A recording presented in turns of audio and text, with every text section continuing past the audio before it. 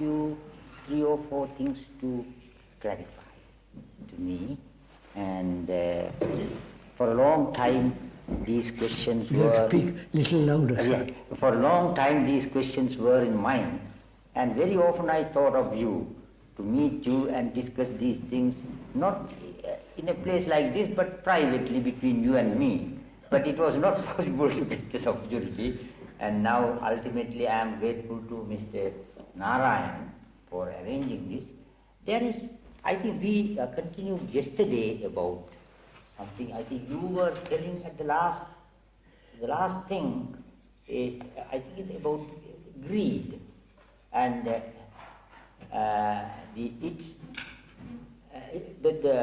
a bad thing, its idea is given by words, but if you see it without the word, it may not be the same thing.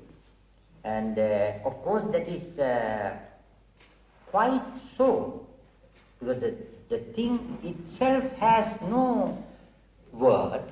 When you see the thing, it is in Buddhist terminology there are 3 levels of knowledge. One is called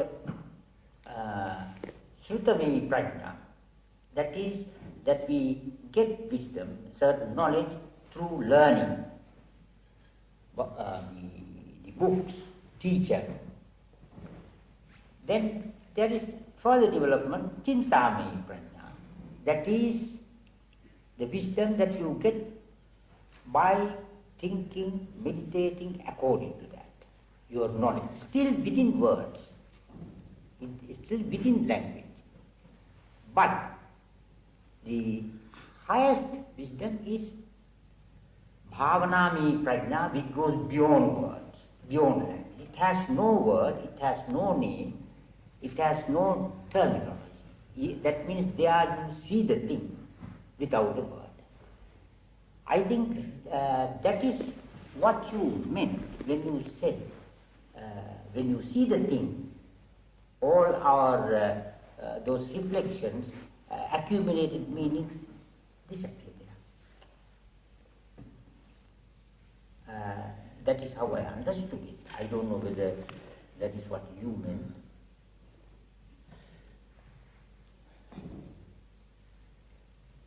Perhaps we'll go into it, sir.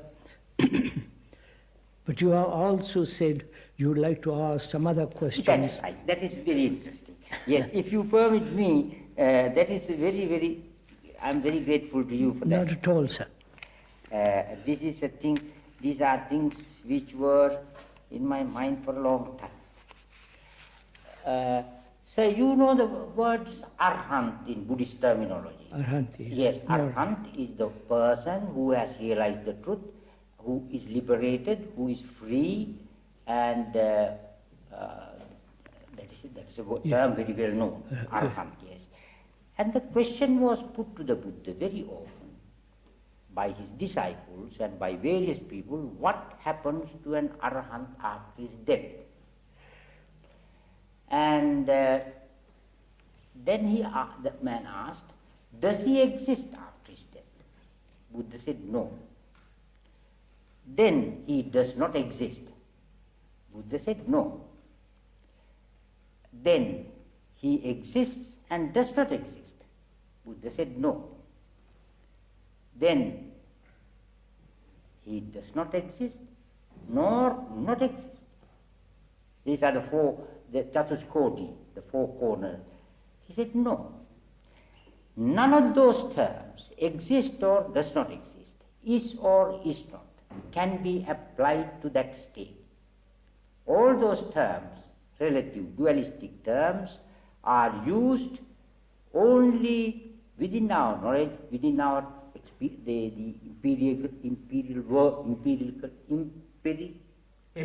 empirical world.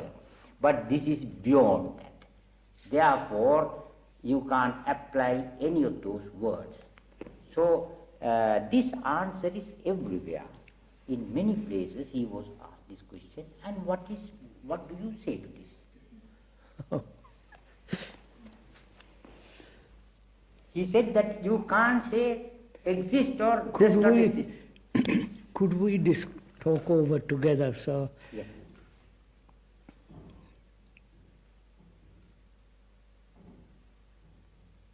What is living and what is dying? And what is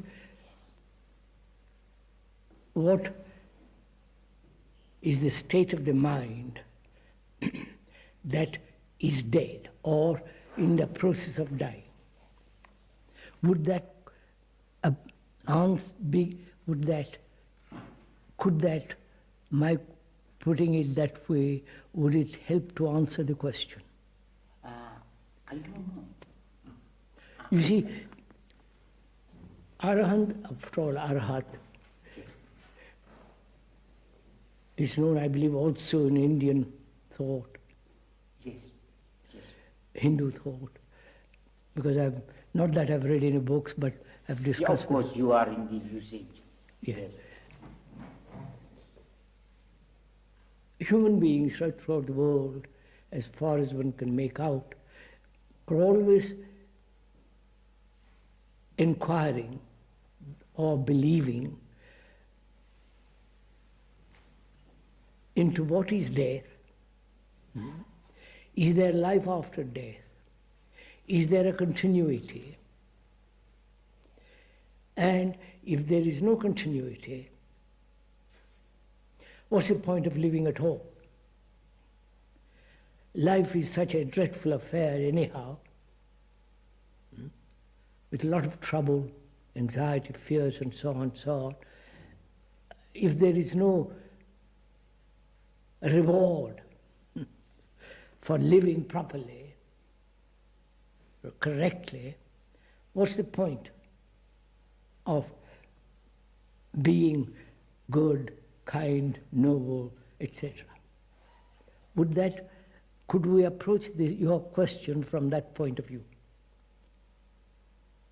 Or do you want to ask, what is the state of a mind that has no self whatsoever? That's right. That's an arahant. That is what I want to get at. That's right. That is correct. Yes. Could we go into that way? I think that is a good approach. Because that is an arahant who has no self whatsoever. Ever. Is that possible? We're inquiring. Yes. I'm not saying it is or it is not. Yes, We're that's right. inquiring, Yes. proceeding through exploration and finding out, not believing or not believing. Yes.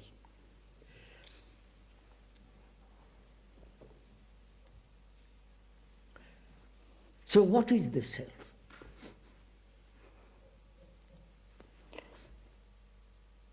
The form, the name, the form.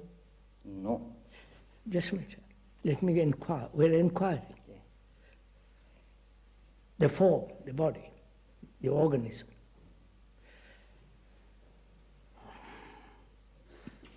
The name. The name identifies itself with the body. Certain characteristics identifying itself with the me. I'm strong, I'm weak, I've got good character, I'm not bad. So the characteristic is identified by thought as the me. The tendency identified by thought as the me. The experiences, the accumulated knowledge as identified by thought as the me. And the me is that which I possess. My property, my house, my furniture, my wife, my books. All that, the violence, the pleasure, the fear, the agonies, all that with the name, with the form, constitutes the self. Yes. So, what is the root of the self?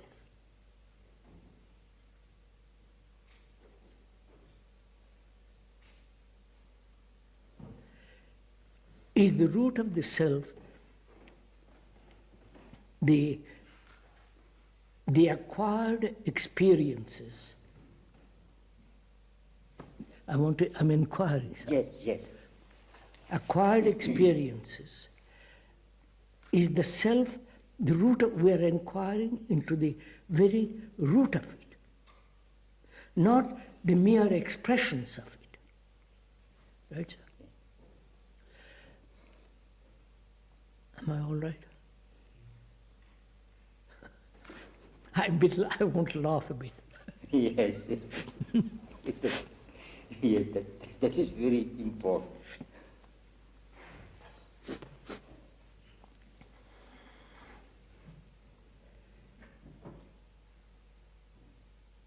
So, the whole process of identification, my house, my name, my possessions, what I will be, the success, the power, the position, the prestige, the identification process is the essence of the self. If there is no identification, is there the self?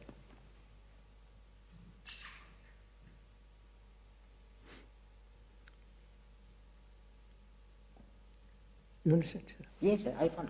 No, I mean, so can this identification come to an end?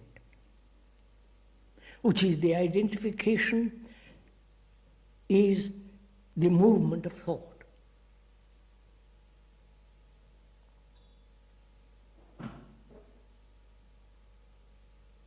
If thought didn't say, that's my furniture,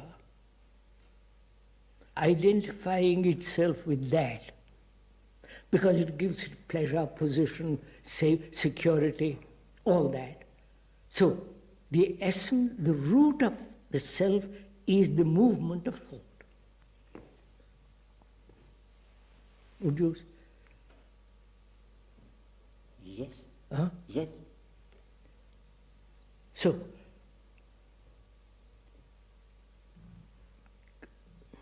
death is the ending of that movement. Or is death a continuity of that movement into next life? You understand? Fully. Quite. The Arahant or the Arahat or the liberated man, why should he wait till the end?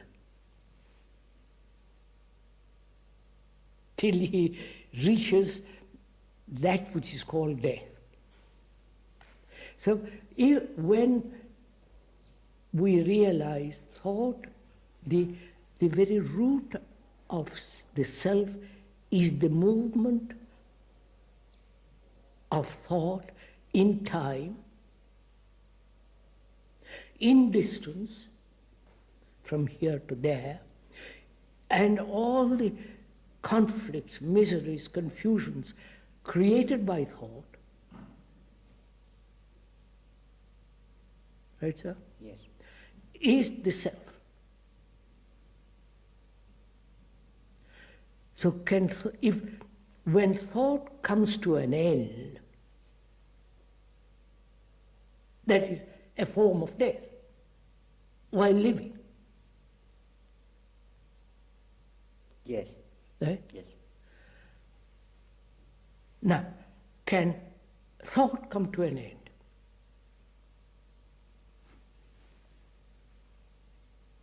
To bring that about, or wanting the thought to end, we meditate, we practice, we are aware, go through all the tortures of so-called meditation.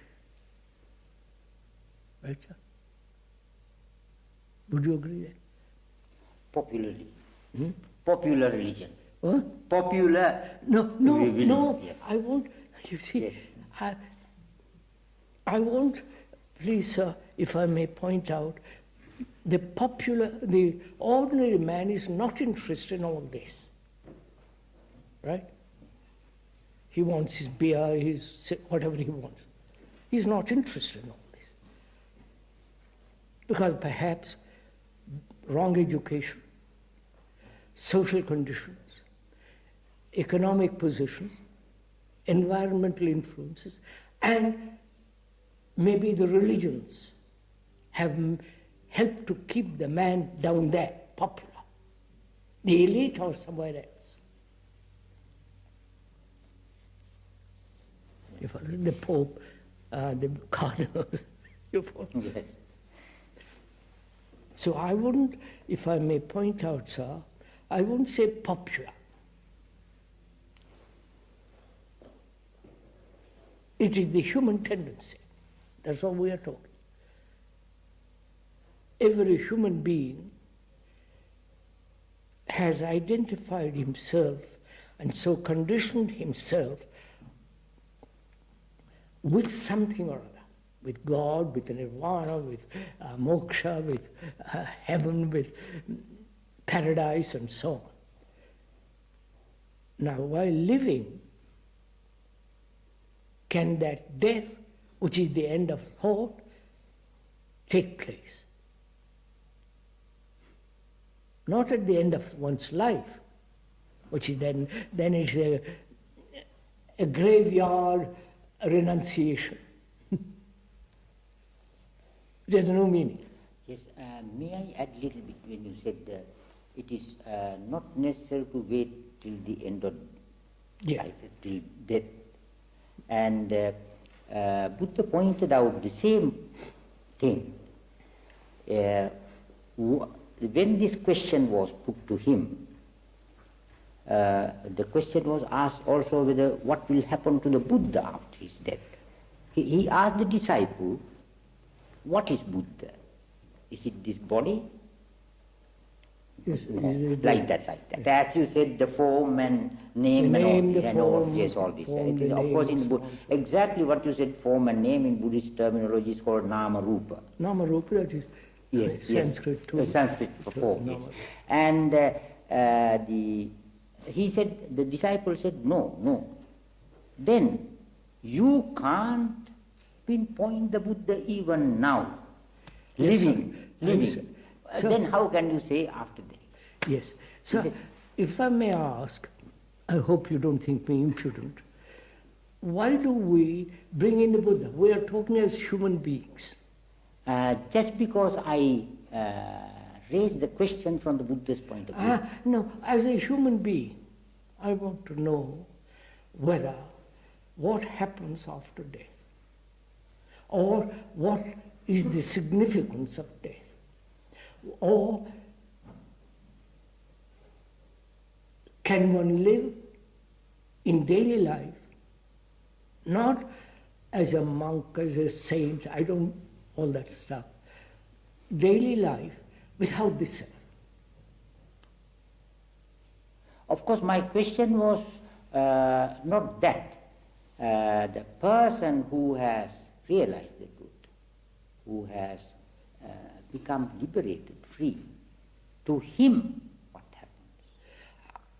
That is the question. I would never ask that question, because he might say this happens, or he might say that happens, or nothing happens. Then it becomes a theory to me, which is an idea.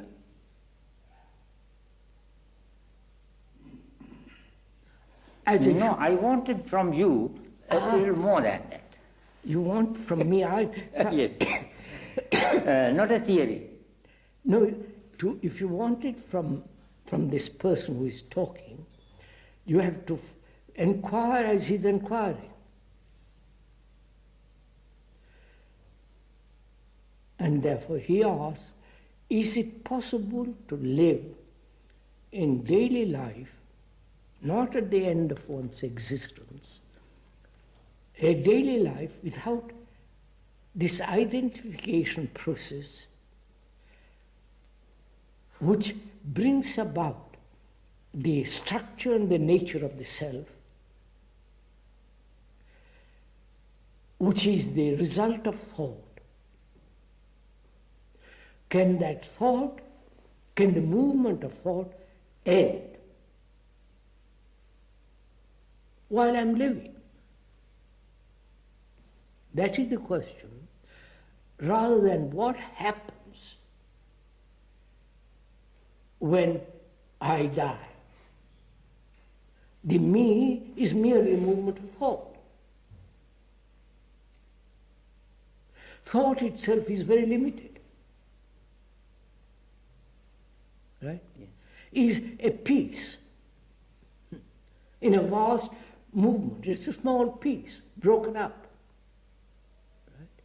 So, as long as thought, limited, a broken up thing, a fragment,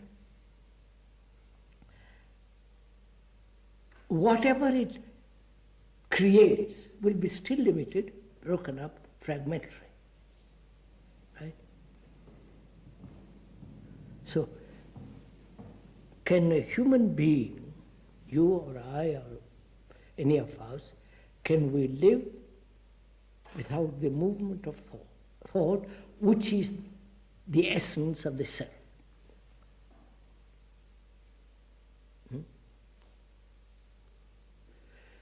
Suppose when I say yes, it can be done. What value has it to you? Once that identification is really broken, Huh? once that identification of thought and me is really broken, Is really broken, broken. then, No, not broken. End. and that's what I mean, ended. When you break something, it can continue, but it's Yeah. it's an ending. Not It can never come back in the same way again. No. It is an irrevocable ending. what I'm saying is, suppose the speaker, this person says, yes, it is possible. I know it is possible. Then what? What value has it to you? That is what personally I hope we can discuss. You, here. I'm coming to that. What value is that to you? Either you accept it, or you say, don't be silly, and walk away. Or it's not possible, and you leave it. But if you want to inquire and say, look, is it possible? Let's find out. Not, let us find out not as an idea, but as an actuality in daily life. Right. Yes. Right. Somebody join. Dr. Rahula, we have been talking in this context the value of Buddhist meditation or meditation, preparation, practice, mindfulness. What is the value of all those things that is mentioned in the Buddhist literature, which is practiced or which is very important thing in relation to the ending of thought?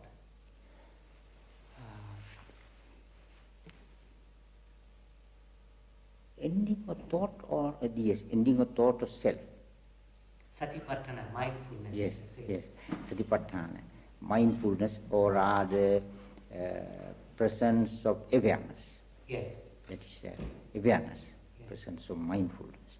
Yes, Satipatthana has many aspects, not only one, but the most important thing is the mindfulness, awareness in everything.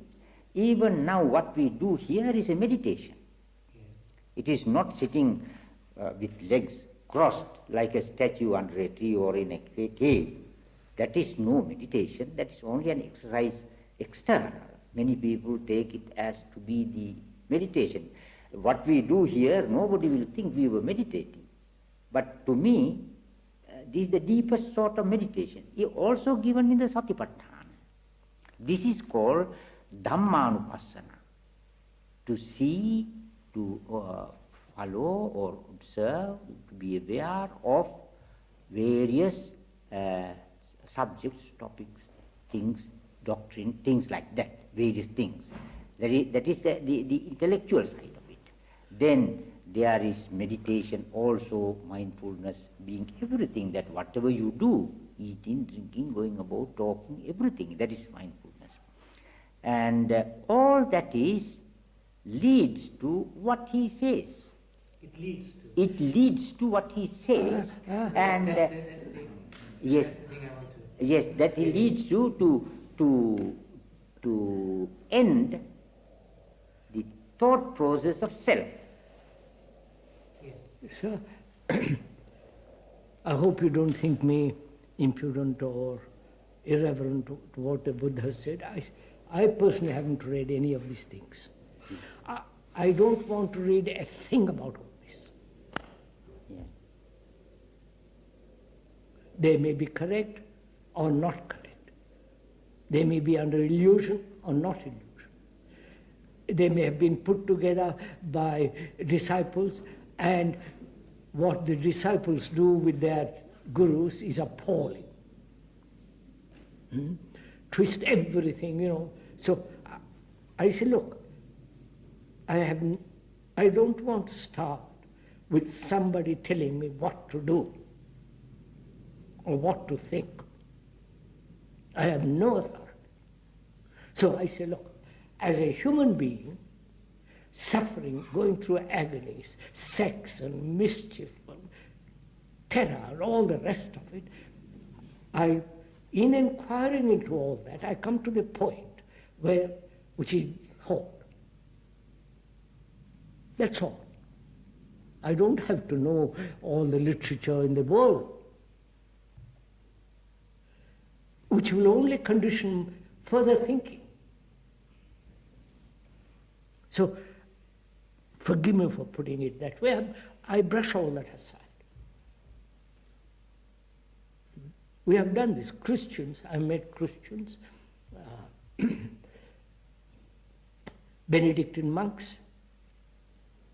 Jesuits, great scholars, always quoting, believing this is so, this is not so. You understand? So I hope you don't think I'm irreverent. No, not at all. No. And I fully agree with you. That is my attitude as well. I am quoting this and talking to examine. No, you already see. I only start with what is a fact. For me, what is fact? Not according to some philosopher, some religious teacher, some priest. Fact. I suffer. I have fear. I have sexual demands. How am I to deal with all these tremendously complex things which make my life? And I'm so utterly miserable, unhappy. From there I start, not from what somebody said. It means like, you follow, sir? I'm not belittling, forgive me, Buddha, or I wouldn't. That I know. I know you have the highest respect for the Buddha. That I know. But we have the same attitude. And I want to examine with you. That is why I put the question. No, Not sir, as a not quite, theory. sir. Forgive me for saying so, not quite. I start with something which is common to all of us. Right? Yes. Not according to the Buddha, not according to some Christian god or Hindu or some group. To me, all that is totally irrelevant. They have no place. Because I suffer. I want to find out how to end it. Or must I carry on for the rest of my life? This agony, this brutality, this sexual perversions or sexual desires and all the rest of it. Right, sir? Yes. So, I say the root of all this, confusion, uncertainty, insecurity, travail, effort, the root of this is the self, the me. Right? Now, is it possible to be free of the me, which produces all this chaos, both outwardly, politically, religiously, economically, and all the rest of it, and also inwardly? This constant struggle, constant battle, constant effort. Right? So I'm asking, can thought end?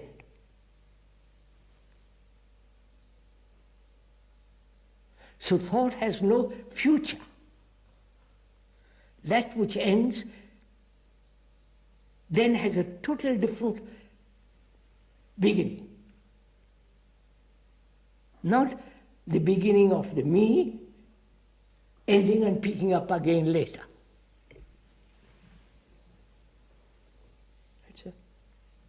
So, how is that thought? Not in what manner can that thought end? That's the problem. The Buddha must have talked about it. Right, sir? Yes. I don't think Christianity, as far as I know, has touched this point. They said, give yourself to God, Christ, and abandon yourself to Him. But the self goes on. They haven't gone into this at all. Only the Hindus and the Buddhists have done, and perhaps some. So, how can this thought end? Then the priest comes along and says, yes, it can end. Only identify yourself with Christ, with the Buddha. You follow? Identify. Forget yourself. That is a Christian attitude. A Christian also is part of the Hindu. But not Buddhist. Yes. I must defend it. I know. Yes, yes. Yes, sir. I believe a great deal of Buddhist thought also has degenerated to this. Yes. That is, of course. That is certain schools of thought. But I mean to say, according to Buddha's teaching. Shall we best say and become neutral on that? It is human nature to lean on something. Yes. And this is what automatically happens, and this is what we are trying to get away from. Yes. So, here I am, an ordinary human being, fairly educated, not according to schools, college, fairly educated, has observed what the world is going through, and he says, I am the world, I am not different from the world. Because I suffer, I've created this monstrous world. My parents, my grandparents, everybody's parents have created this. Right, sir? So how is it possible for thought to end?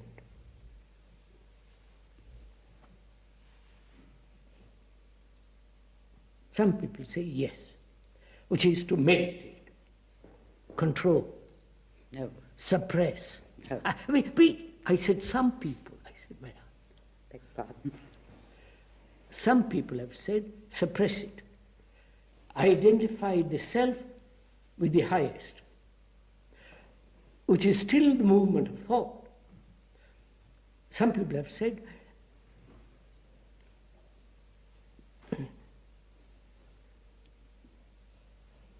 burn out all the senses. Right, sir? They have done it. Fast, do everything for this thing. So somebody comes along like me and says, effort is the very essence of the self.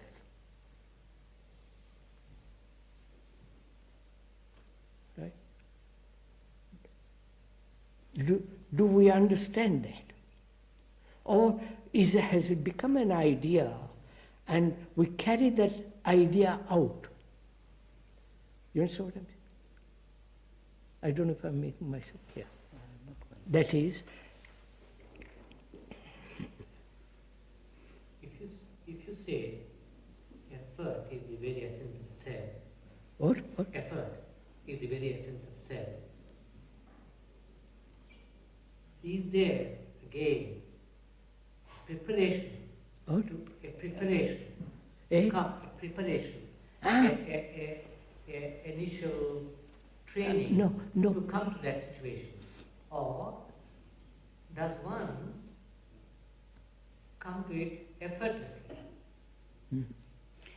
If I have understood you, and please correct me if not, you mean that the very effort that I make to come to it, that in itself is already contributing to my delusion. To the maker of the effort, Yes. who is going to who has already identified something greater and is making effort to reach it. It's still the movement of thought. And it's still a bargaining. If I do this or give this up, then I will get that. So, how do you, if I may ask, listen? How do you listen? Listen. He says, a person like me says, effort of any kind only strengthens the self. Now, how do you receive that statement? I'm entirely... No, not agreement or disagreement. How do you listen to it?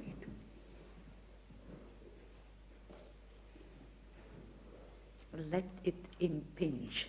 What? Let it impinge. No. Do we listen in the same way we have made identifications? That is, in general, we listen through the past, through our previous ideas, through what we know.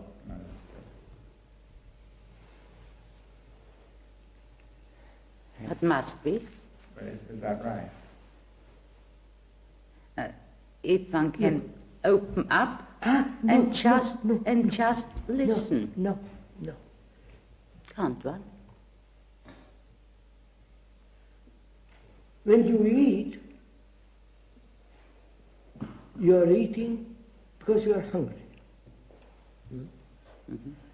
The stomach receives the food. There is no idea of receiving the food. So, can you listen without the idea of receiving?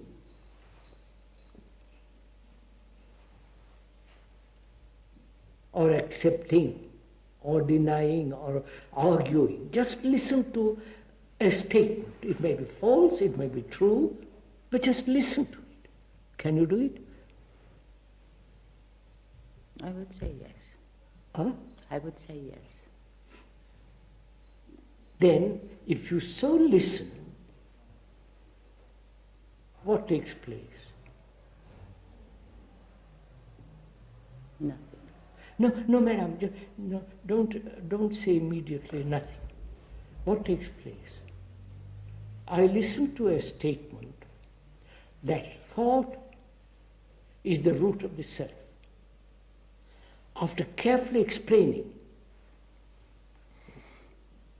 the movement of thought which identifies itself with the form, with the name, with the this and that and the other thing. So after explaining very carefully, it is said that thought is the very root of the self. Now, how do you receive or listen to the truth of that fact that thought is the root of the self? Is it an idea, a conclusion, or it is an absolute, irrevocable fact?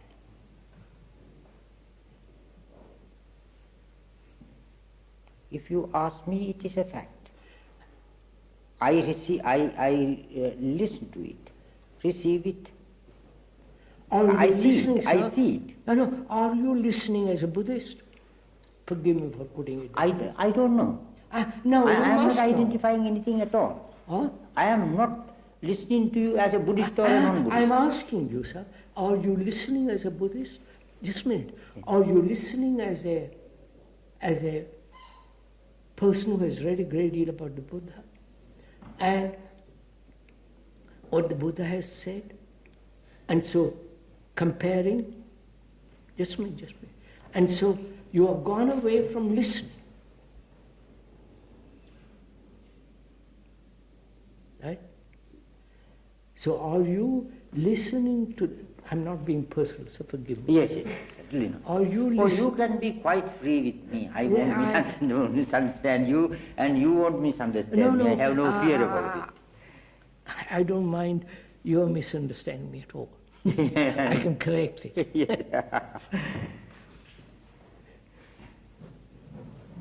Are you listening to the idea, to the words, and the implications of the words? Or are you listening without any sense of verbal comprehension, which you have gone through quickly? And see, yes, I see the absolute truth of that.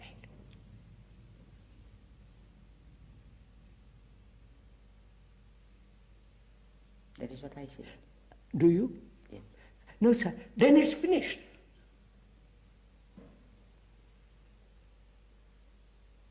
It's like seeing something tremendously dangerous, it's over. You don't touch it.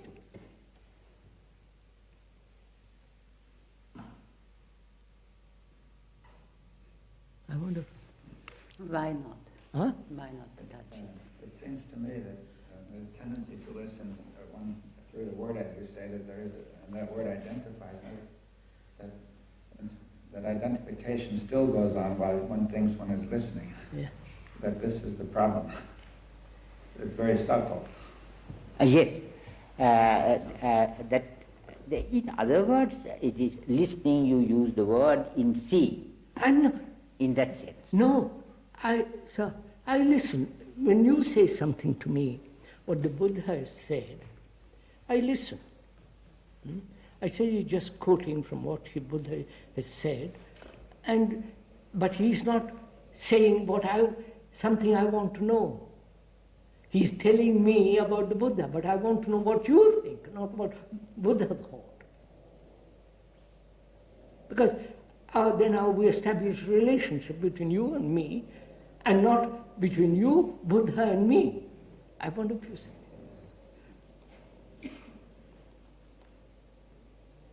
That also means you were listening I with was another listening thought. what you are saying about the Buddha. I just listen. I don't know. You're quoting, and probably what you're quoting was perfectly. You're quoting probably correctly, and so on. But you're not revealing yourself to me, and I'm revealing myself to you. Therefore, we have a relationship through the Buddha, not direct relationship. I wonder if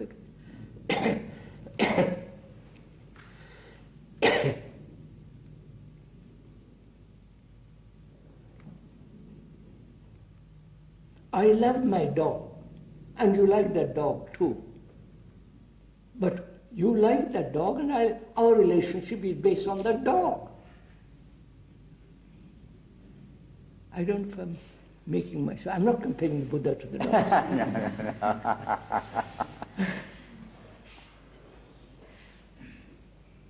May I try to say what you are trying not trying.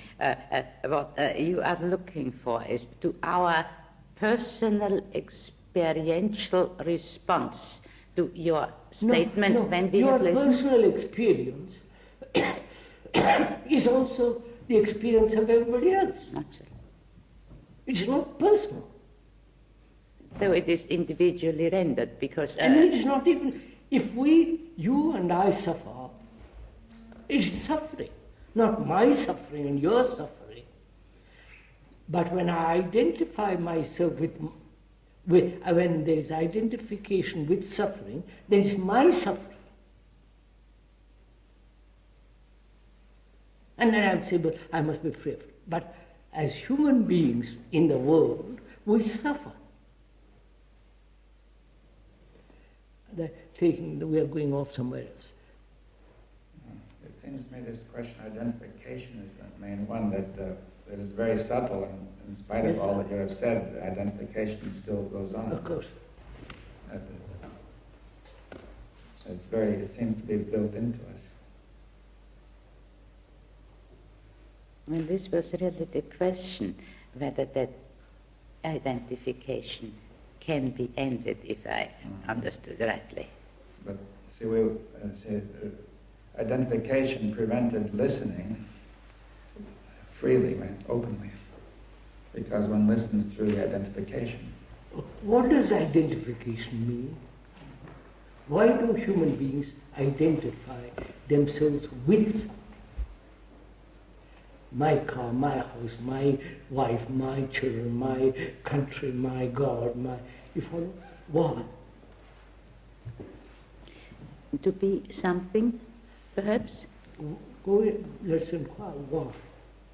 Not only identify with outward things, but also inwardly identify with my experience. Identify with experience, and this is my experience. Why do the human beings go through this all the time? At one stage you said, see, we identify with our sensations, for example, our senses, and this seems very powerful. But what would it be not to identify with our sensations? Yes. So when one listens, am I listening to identify myself with that fact about which he is talking, or there is no identification at all, and therefore I am capable of listening with a totally different ear?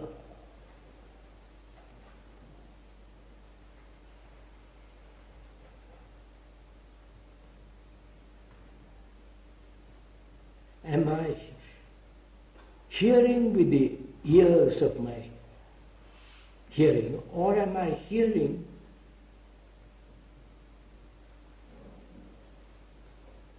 with total attention? You understand? Am I listening with total attention?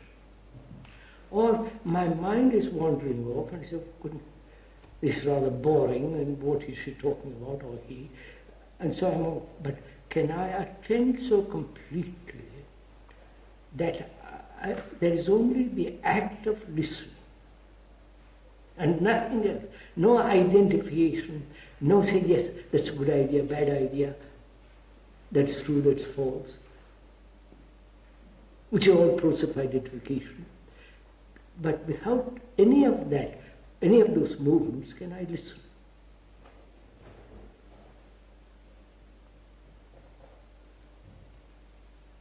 If so, if when I do so listen, then what?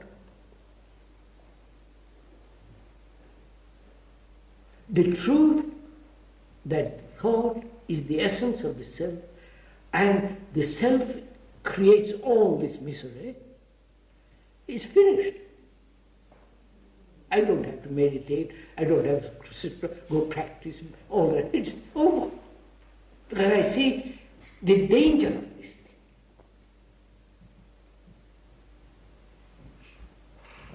So can we listen so completely that there is the absence of the self?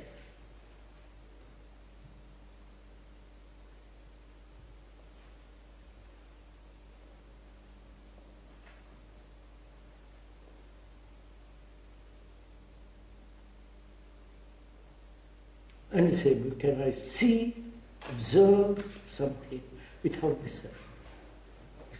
Which is my chimney, I love that sky, it's beautiful sky, it's all the rest of that.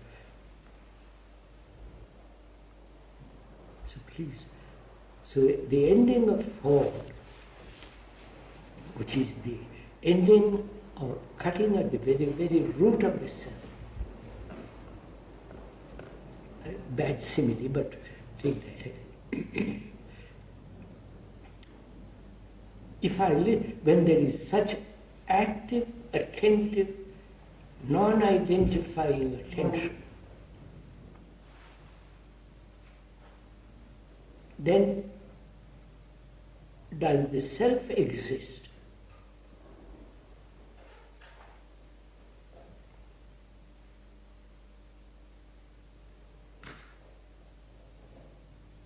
I need a suit. Why should there be an identification in getting a suit?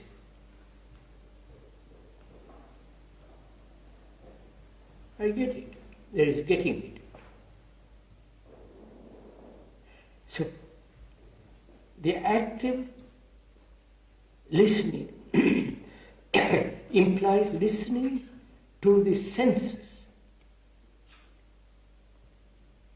That's to my taste, you follow the whole sensory movement. I mean, you can't stop the senses. I mean, you might then be paralyzed. But the moment I say that's a marvelous taste, I must have more of that, begins the whole identification. It seems to me that is the general condition of mankind, to be identifying with the senses. Of course. Now, how are we going to change that? That is the whole problem, sir. Mankind has been educated, conditioned for millennia to identify it with everything.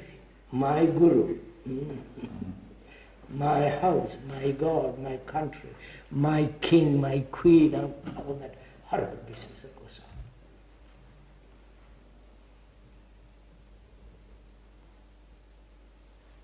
on. See, with each one of those, there's a sensation.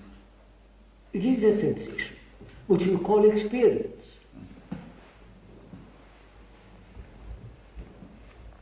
So we have sorry,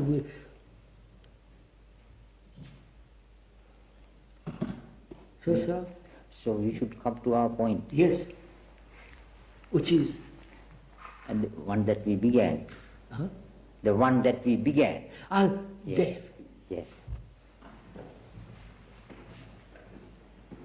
When the self ends, it can end. There's certain, obviously.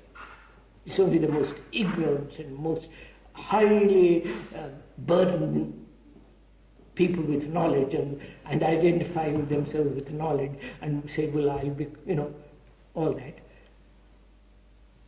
When there is the ending of the self, what takes place? Not at the end of my life,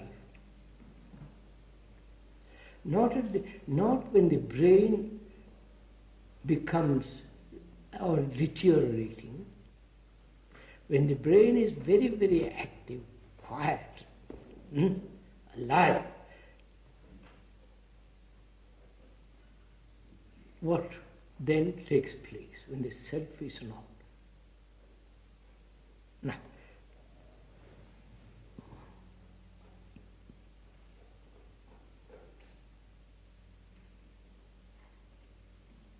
how can you find out, sir? Say X has ended the self. Completely. Not picks it up another in the future, another day, but ends it completely. He says yes. There is a totally different activity which is not the self. What good is that to me? Or to any of us? He says yes. It can end. It's a different world altogether, different dimension, not sensory dimension, not intellectually projected dimension, something totally different. Yes. I said, he must be either a cuckoo, a charlatan, or a hypocrite. It doesn't mean, but I want to find out. Not because he says so, but I want to find out. Can I, as a human being, living in this tremendously ugly, brutal, violent world, economically, socially, morally, all the rest of it, live without this? I want to find out. And I want to find out not as an idea, I want to do it. It's my passion.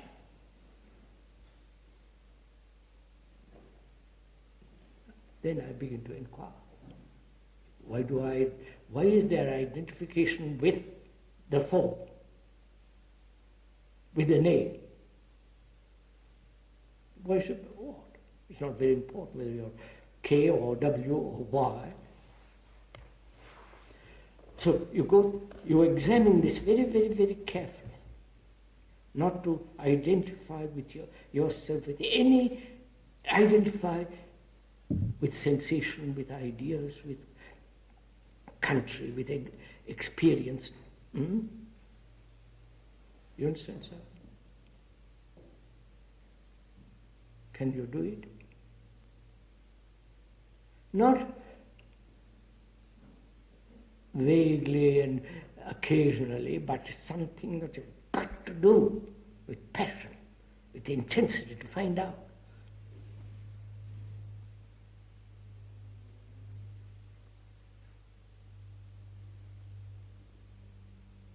That means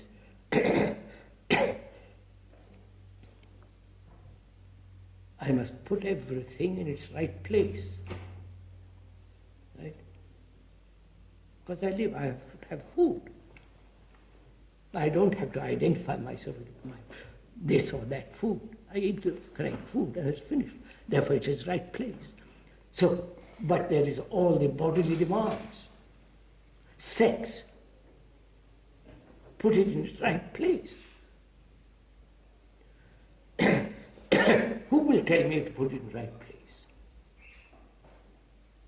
You understand? My Guru, the Pope,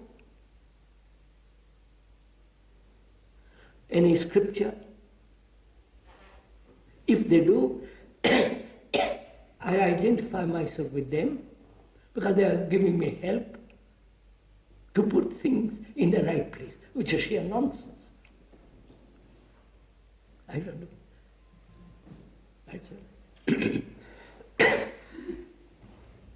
The Pope can't tell me sex has its right place. And he said, don't divorce. Marry, your marriage with God, all that. And I'm stuck. Why should I obey the Pope? Or the Guru, or scriptures, or the politicians? So I have to find out what is the right place for sex or money.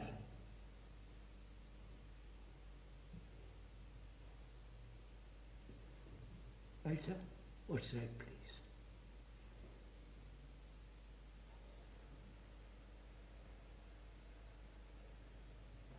How shall I find out what is the right place for sex, which is one of the most powerful, urgent, physical demand which the religious people say, cut, destroy it, right, sir? Suppress it, take a vow against it, and all the rest of it. I say, sorry, that doesn't mean anything to me. Huh? So I want to find out what is its right place. How shall I find out?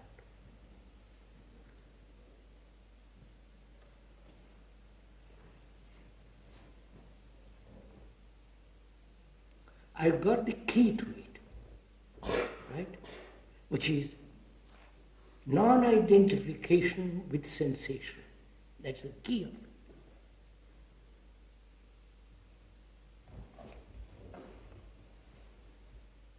Right, sir?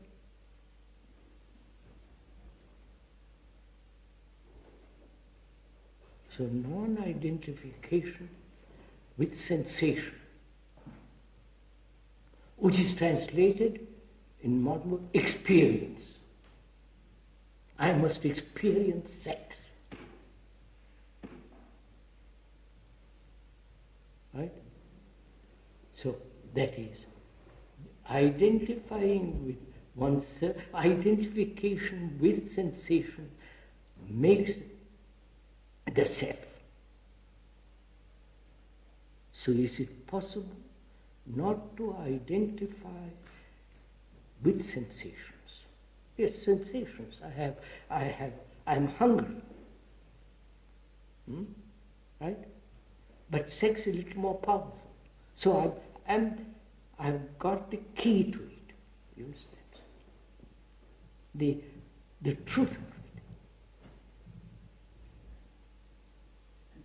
Right, sir? So, yes, I feel sexual. All right. Non-identification. That is the truth of it. If I really see the truth of it, then sex, money, everything has its right place.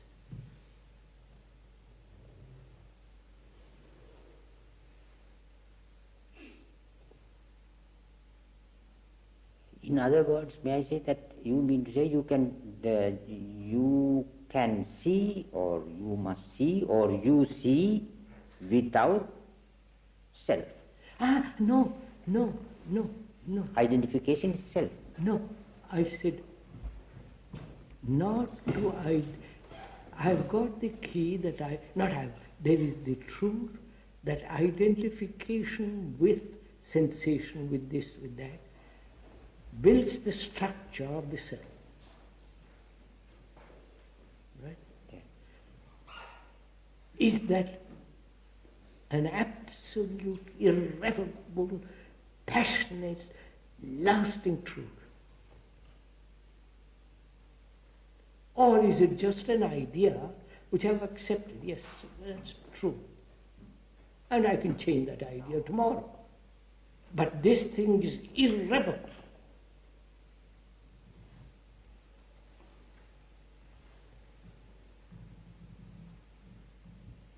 So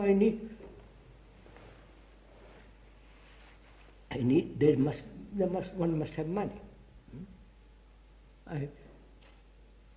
Money gives me, there's freedom. Money gives you what to do, whatever you like. Freedom. Sex, if you want it. Money gives you sense of traveling, power, position, all the rest of it. So, non-identification with money.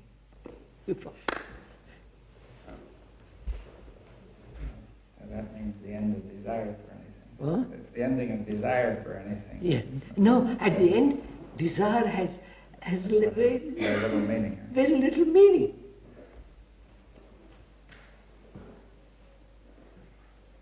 But it doesn't mean I am a dead vegetable. You're saying identification gives desire excessive meaning. Right? Of course. So, having put everything in its right place, I don't put it. It happens because I have seen the truth of this thing. So everything falls in its right place.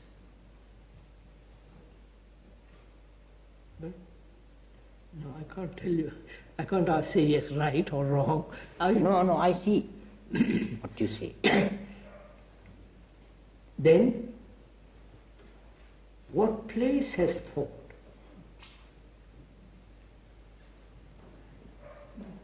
You understand? Yes. What place has thought?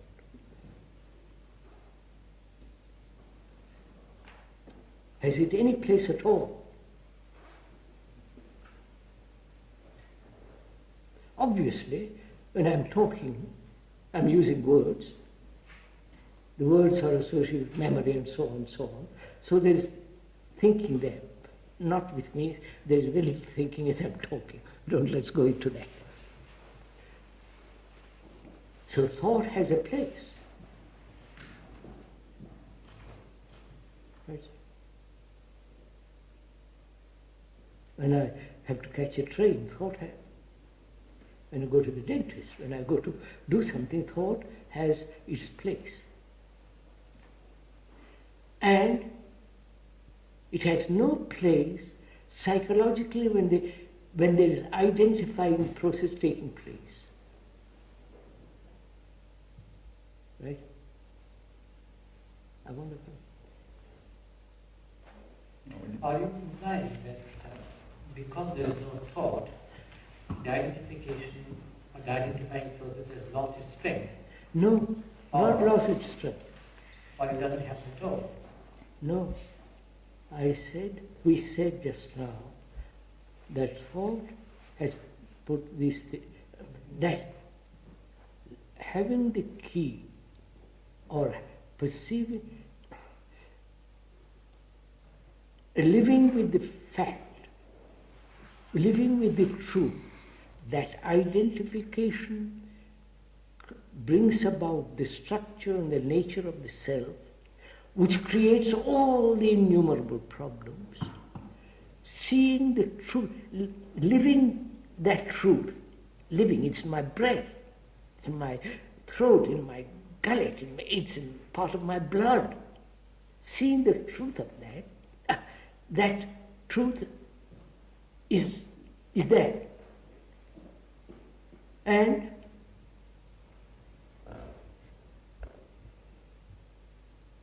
so thought has its right place. I put money, sex, not I. You're implying that... No, I think... It falls into its place. Yes. Huh? No, sir, I want to go further in this. Go on. If the insight, the passion, the truth is powerful... No. You see, you're using words powerful. Yes, I'm using it. No, I'd say it's not powerful. It has its own strength. No, you can't use those words. Now, if it has no strength, thought asserts itself.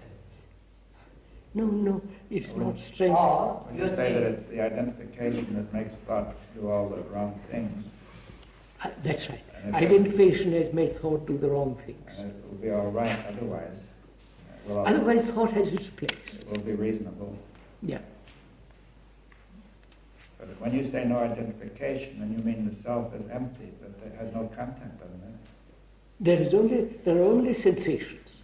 Sensations, but they're not identified. Not identified. through thought. Not identified. They're just going on. Yes, the sensation of where I'm looking at the blue. Outside or inside? Inside.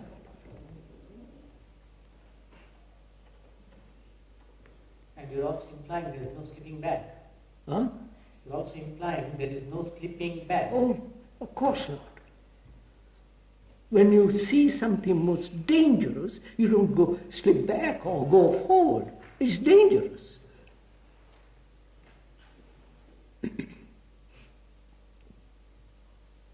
So then, is that death? That's what the question began. Yes, that's right, yes. Is that death?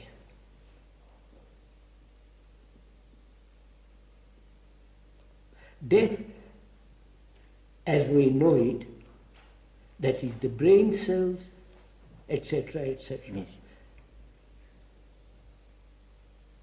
die.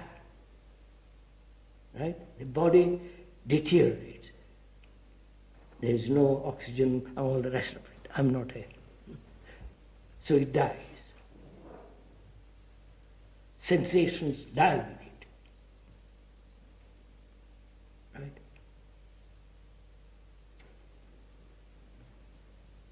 Right? Now, where am I? I don't know. Sensations, you say, die with the body. With the body, yes. So there's no sensation. No sensation. Because, right? Yes. Now, is there a living with the sensation fully awakened? They're awakened. They're alive. But the non-identifying with sensation deprives,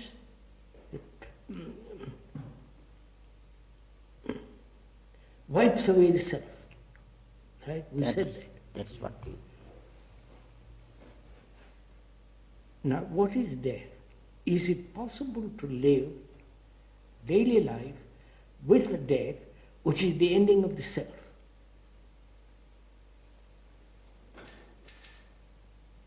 Isn't it? Yes. I don't know. Huh? Yes, I'm not going to... Go on, somebody talk for a little while. Let me get... I'm too...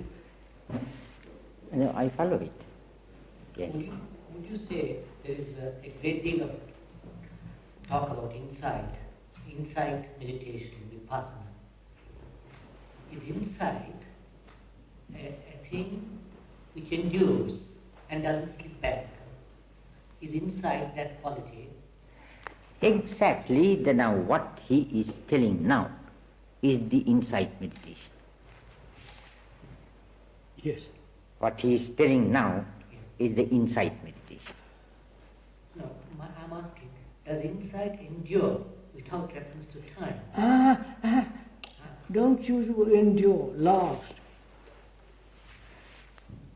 Or insight is a momentary Yes, process. the moment you have an Momentary. insight, it's finished. Finished. Yes. Once you see it, see, finished. I have an insight into the whole nature of the self.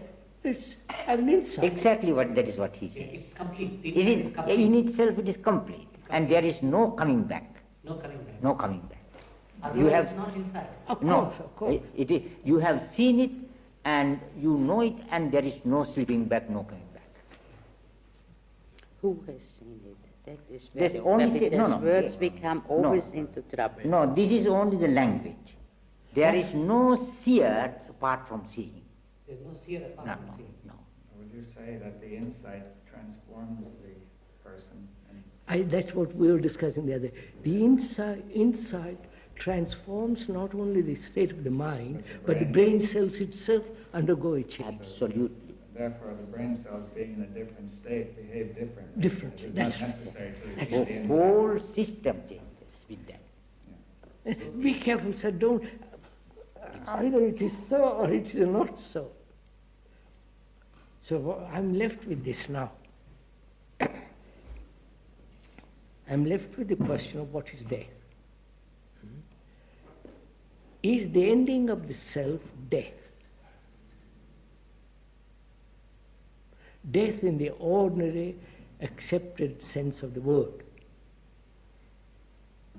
It's not, obviously. No. Because I'm alive. There is Not in the the medical blood is circulating, the brain is Yes, active. it is not in the heart medical is- sense. The heart is pumping. Yes. All the rest of it. But it's still alive. There is a lie. It's a lie. But the self is non-existence because there is no identification of any kind. I know, sir, this is a tremendous thing. Non-identification with anything, with experience, with belief, with country, with ideas, ideals, wife, husband, love, no identification at all.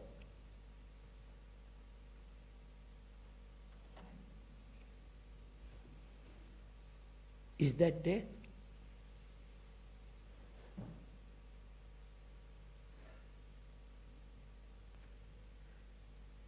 It is People would call that death. Say, my God, if I don't identify myself with my something or other, well, I am nothing. So they are afraid of being nothing. Then identify. But nothingness is, which is not a thing. You understand? Not a thing. Therefore, it's quite a different state of mind. Now, that is death. While there is living sensations, the heart beating, blood circulating, breathing, the brain active, undamaged. No, this is undamaged. Our brains are damaged. Well, can this damage be healed now? Huh? Is it possible to heal the damage? Inside, that's what I want to get at.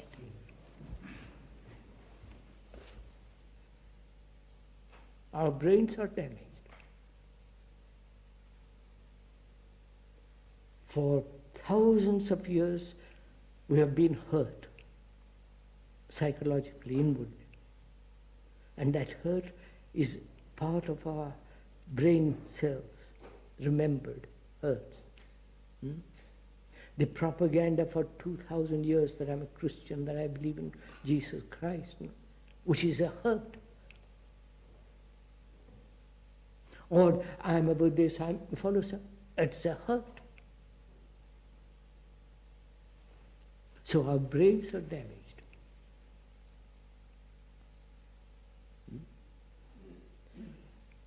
To heal the damage is to listen very carefully. To listen. And in the listening, to have an insight to what is being said. And therefore there is immediately a change in the brain cell.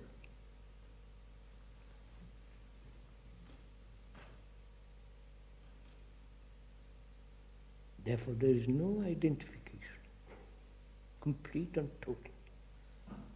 And then, is that love? You see, I have questioned this, sir.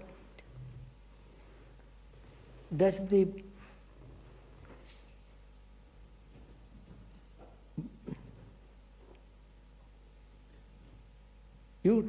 is a great talk about compassion, isn't there?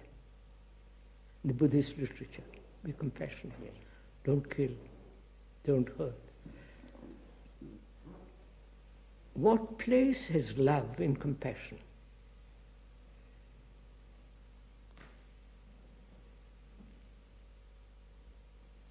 To love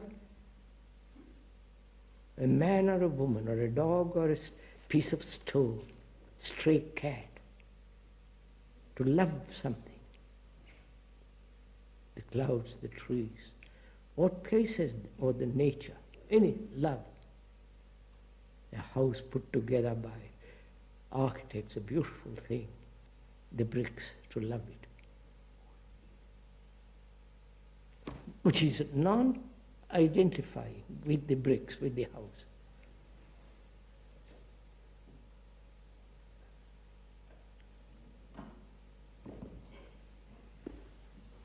The dying while living is that love, in which there is no attachment. That is so. That is so. So then what place has love? Loving a woman, a man. It's not identifying. Please, identifying with the sensations of sex with a woman or with a man. And yet, to love that person.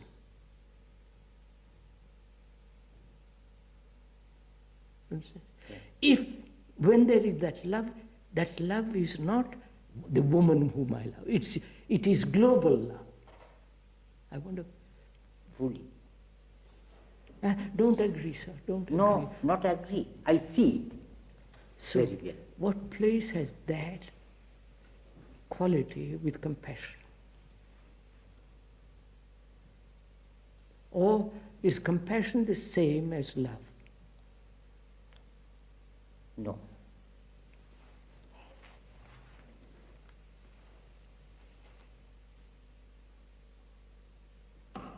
Why do you say no? Compassion is only for the suffering. Huh? Only for the suffering. Suffering. What is it? Love suffering people. Suffering. Compassion is only for the suffering people. Suffering people. Love is, there is no discrimination. Love has no discrimination. Division. Love has no. Discrimination. No discrimination. Ah, Whereas compassion is directed towards the suffering. You make that distinction, is it? Yes. Between compassion and love. Love, yes. Is it in the Buddhist Yes, Buddhist language? Yeah, Buddhist language, yes. If you There's use, compassion. that is a Maitri and Karuna. If you use these two yes, words, Maitri, and Karuna. Karuna. Yes, which is Karuna same. we say compassion. Yes. And love is Maitri. It is more than the word More than love. compassion. More than, yes. I'm just.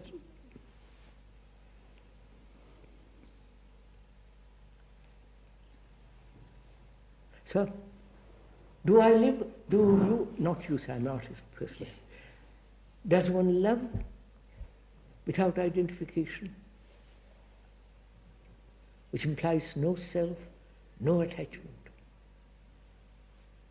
That is the true love. No. I'm asking you, as a human being, not as a Buddhist, not as a human being, without identification with your senses and so on and so on. Do you love a woman or a man or a child or the sky or the stone or the stray dog without identifying?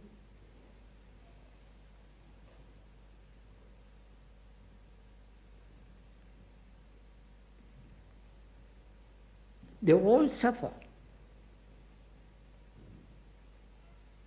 The woman suffers, the man suffers.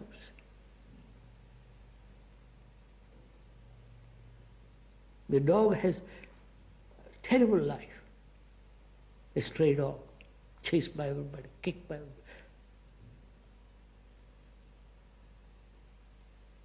And when there is no identification, do you love that dog? Or do you have compassion for that dog?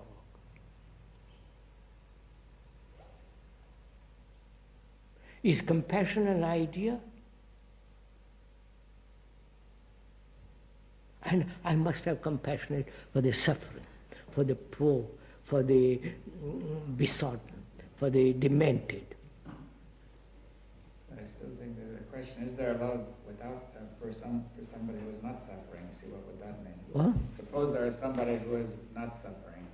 So, That's why I'm not. Suppose somebody is frightfully happy because he writes good books or thrillers and gets a lot of money. He says, jolly good life. I didn't mean that exactly. But say, you could say that he was suffering underneath. That's what I'm questioning. You Yeah. see, sir? But would there be love? Would there be love if there were no suffering? If this mankind were to be free of it. Would there be love without suffering? Yeah. Or are you saying human being must go through suffering to have love? Well, not necessarily. You see, when you put it that way, that implies, doesn't it? Well, one view is to say, you could say one point that there could be love whether there's suffering or not. And the other is compassion, the way Buddhists use it, is that it is only for suffering. Yes, I want to. That's Yeah, I mean, it's not quite clear. Yeah, I that's didn't quite feel that karuna, compassion, is only for those who are suffering. I think it is a wider quality. No, this way. There are four qualities called Brahma Vihara. Yes. these supreme qualities. Maitri, Karuna, Mudita, Upeksha. Yes. Maitri embraces both suffering and not suffering, as you said. Karuna embraces only the suffering. Mudita is directed towards the happy people. You identify with the happiness of that. Because in the world there is no such sympathetic joy.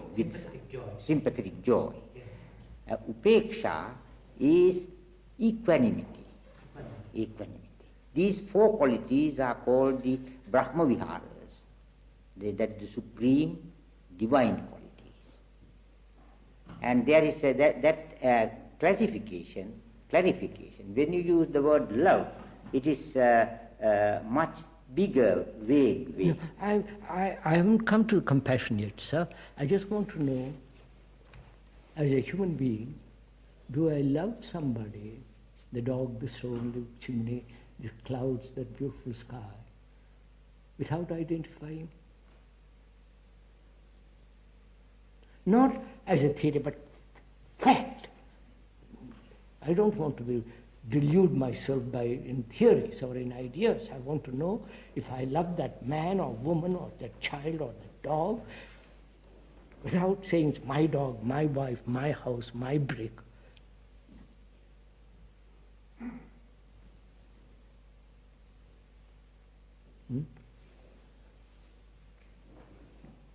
Actually, not abstraction, yes. If the identification with I is gone, as long as I feel I self, I cannot do it. No, madam, I said the truth is the identification breeds the self, which causes all the trouble, misery. And if that is That I said that. I was absolute, irrevocable reality. It's in my blood. I can't get rid of my blood. It's there. then I cannot help but loving. No. Oh. You're all too quick. You Beg pardon. I cannot help loving. Do you? If you see it. Huh? If you see the truth. No. Do you see the truth? The truth of that identification is the root of the self, with thought and all the rest of it. That's an absolute fact, like a cobra, like a dangerous animal, like a precipice, like taking deadly poison. So,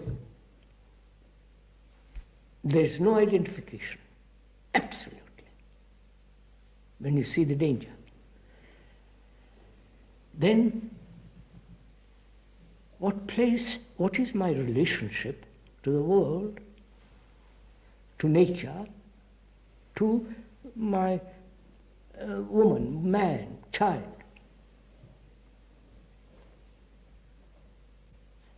When there is no identification, is there indifference? Callousness? Brutality? Say, I don't identify. Put up your nose in the air. Huh? That attitude will be very selfish. And it is. Yes, No, yes. not selfish. Is this what's going to happen? No. And no, sir, you can't. Why not? It will happen if it is intellectual. It's a verb. It's not true. An ideal. As an ideal, yes. That's what I said. You have not seen that. No, not. I'm asking, sir, is this non-identification an ideal, a belief, an idea which I'm going to live with? And therefore my relationship to the dog, to the wife, to the husband, to the girl, or whatever it is, it becomes very superficial, casual. It's only when the truth that identification is absolutely cut out in my life, in one's life, there is no callousness then. Because that is real. We haven't solved the question yet of death. It's 1:05, and we have to stop for lunch. And in the afternoon, I have some more questions. Good, sir. And with a list of things. Let's go through them. Yes, and these are working in my mind for a long time. And I want to discuss with you. Today is one session only we have. This afternoon. This afternoon. At 4. At 4.